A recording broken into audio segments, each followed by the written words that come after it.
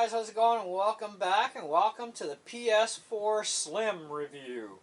So we've had this for, I don't know, about a week, I guess. I'm enjoying it. I think my wife is too. She just has to get more time on it, which means I got to spend some time off of it. She's laughing in the background. I can hear her. She knows I've been really addicted. Especially, I'm a Need for Speed freak. I love race car games, and I really love shoot 'em up 3D killing stuff. And the more gore, the better. So it's like, Far Cry 3 and Far Cry 5 are in my collection, and apparently they're really gory, especially in 5. And I'm all for that stuff. Nothing like it. But anyway, so I do like a variety of types of games. I do have a variety. But we have games we can play together. We have games we can play apart from each other. I'm really enjoying this machine. Now, the PS4, some guy got on my unboxing and said, "Why would you do an unboxing of a PS4 in 2021 for?" Well, they still make these things. So they're still selling them. And so that means people are still buying them. So, I think that's a good thing. And besides, your only other options out there right now are the PS4 Pro HD and the PS5. Now, the PS5, of course, can run all your PS4 games backwards compatible, but you're not going to get any graphic enhancements or extras by running PS4 games on a PS5. It's not going to help you out, even though the PS5 can do 4K, and I think 8K was mentioned in a write-up somewhere on the Sony website. You can't take advantage of it because the majority of the games for PS4 are all in 1080p. There's only a select few that have ever been written in PS4 for the 4K level, right? And they tell you that on Sony's website when they talk about the Pro HD.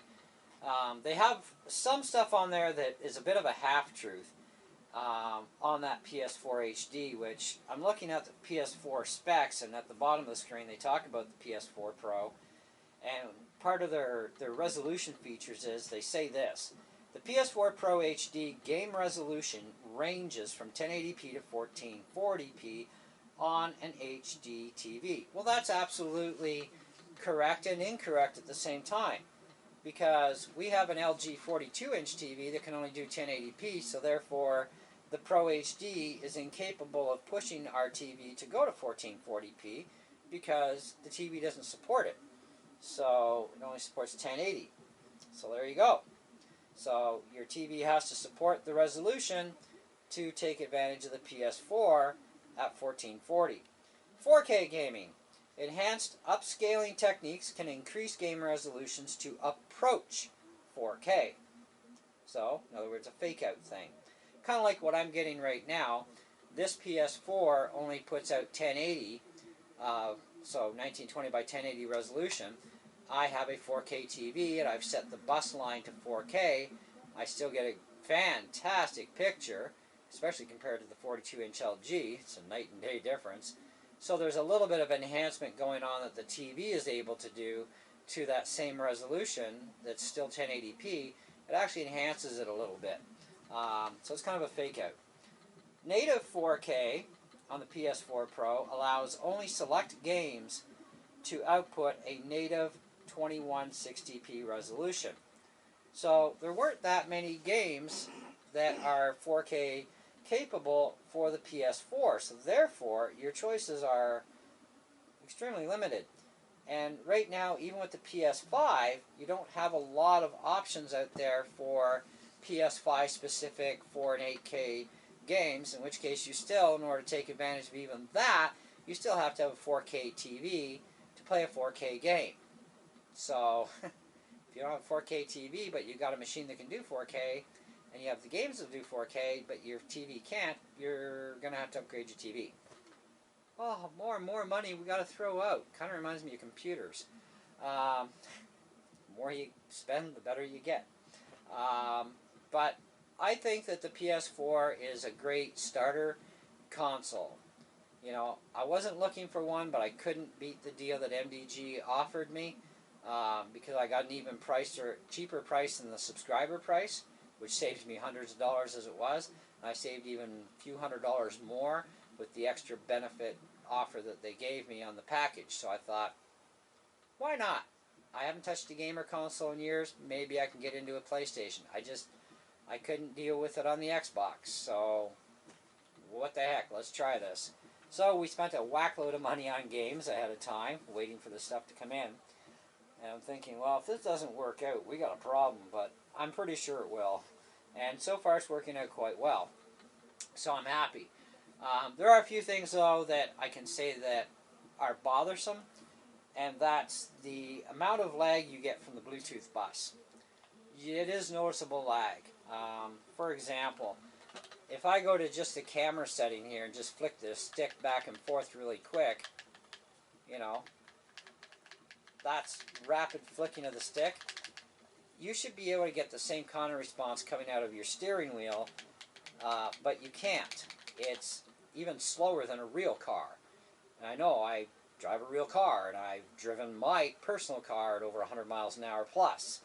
And let me tell you, it can be very responsive if you want it to be, or you can be very gingerly and stay on the road in one piece. It's kind of up to you how good of a driver you are. Don't go 100 miles an hour unless you know you can handle it. Video games are great.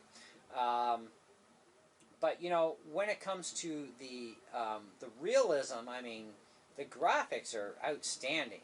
You know, I mean, I really love the graphics in this. I mean, that's a nice looking car, and right now it's all in black.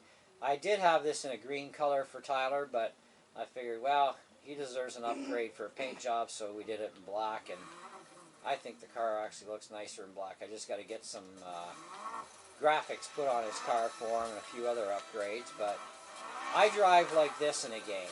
I don't want to see my hood. Because even in my real car, I don't actually see the hood of my car. Because the type of car I drive, my visual does not show me my hood at all. And so I'm driving a real car like this. And in a real car, I'm actually really good. But it's in a video game, I mean, I'm dealing with lag. And I'm also driving at much higher rates of speed than I would in a real car. Though I do speed in my real car, I'm not doing 100 miles an hour all the time in my real car. Very rare do I ever bring my speed up that high.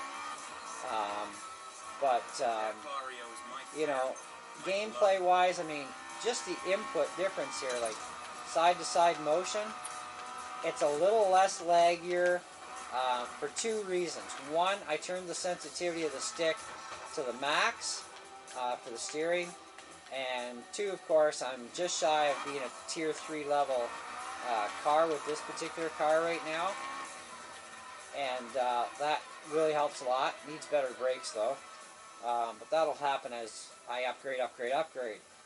And in the game you make a lot of money, and you also spend a lot of money. Like in the game, an ECU upgrade is like $12,000. In the real world, an ECU upgrade is like $2,000. You know, in comparison. So, you know, you're gonna have to spend almost $1 million just to supercharge your car right to the end. Probably more than $1 million. So, but either way, still pretty cool.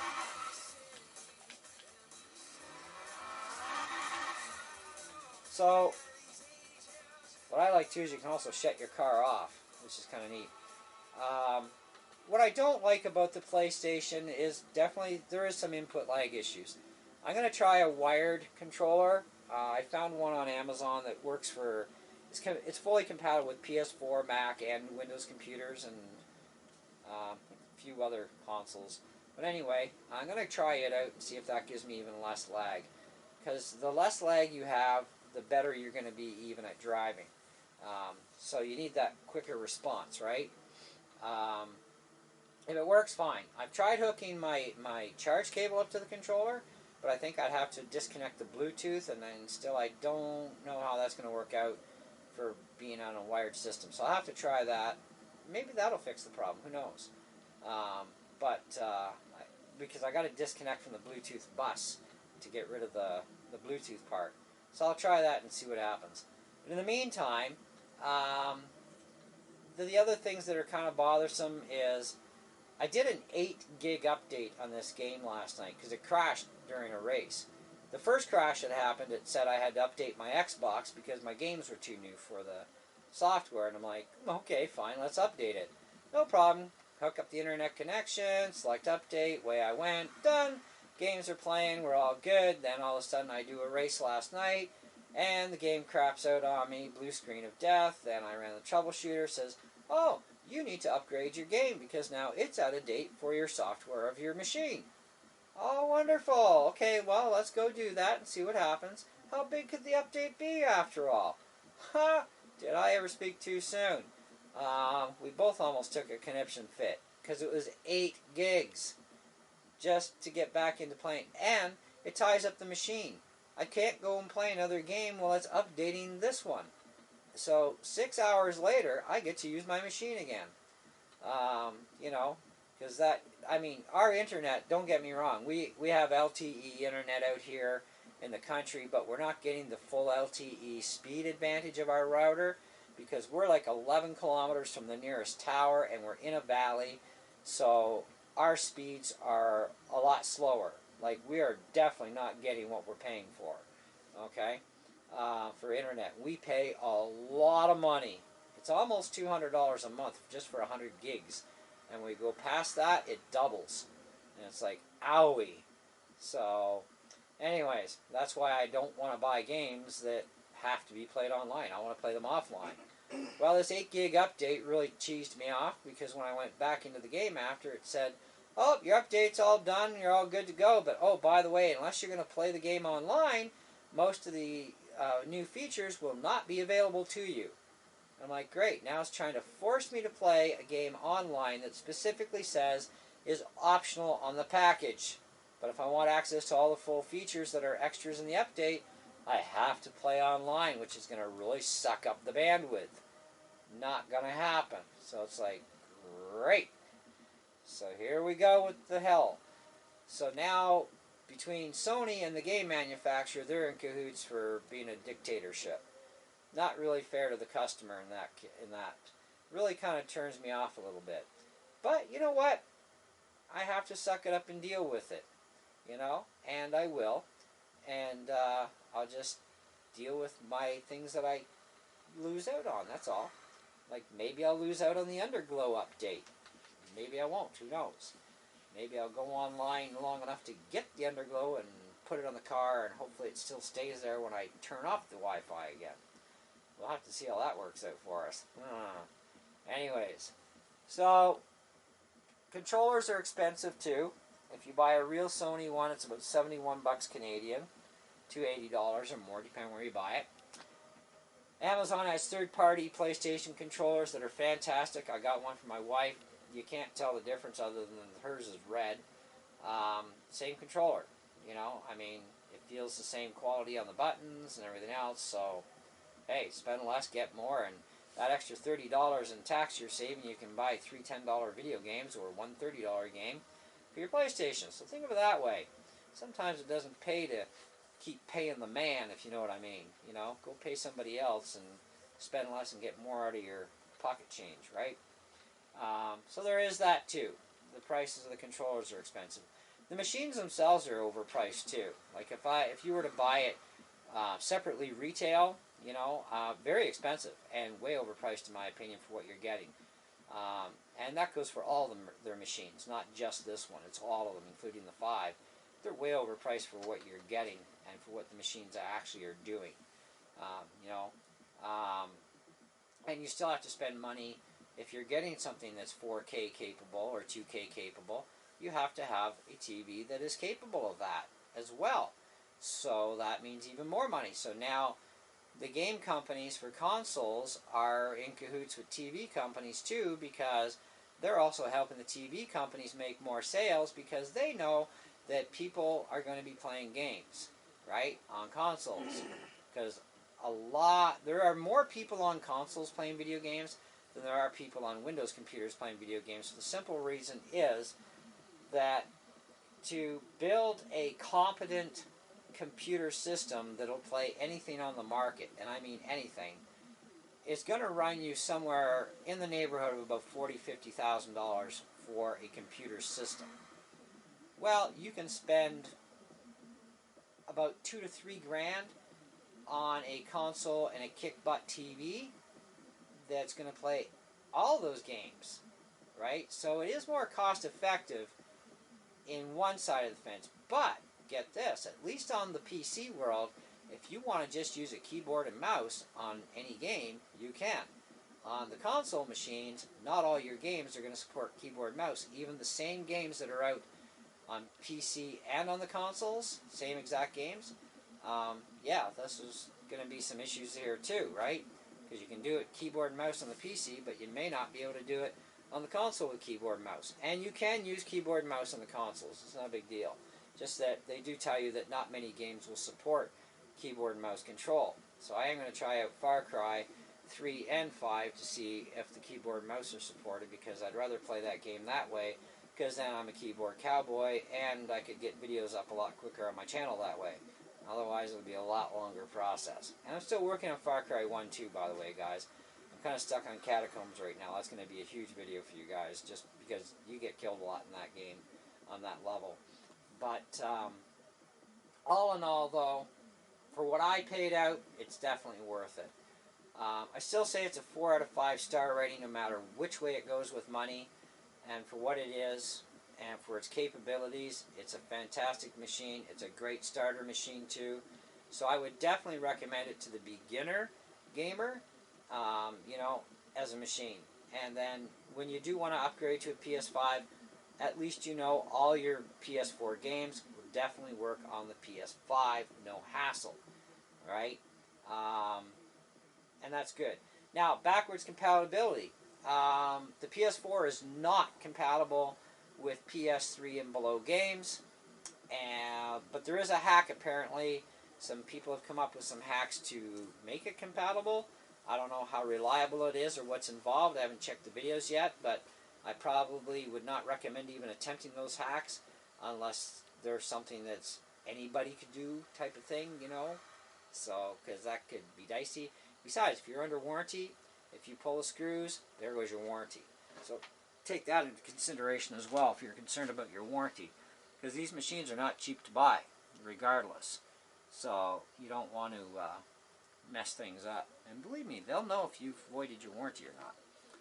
Anyway, that's all I got for you on this.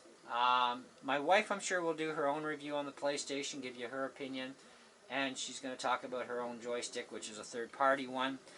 She can tell you what she thinks of it, but I'll have to let her play with mine and hers so that she can get a feel for the real deal versus the clone, to see what she really thinks of the clone in the end.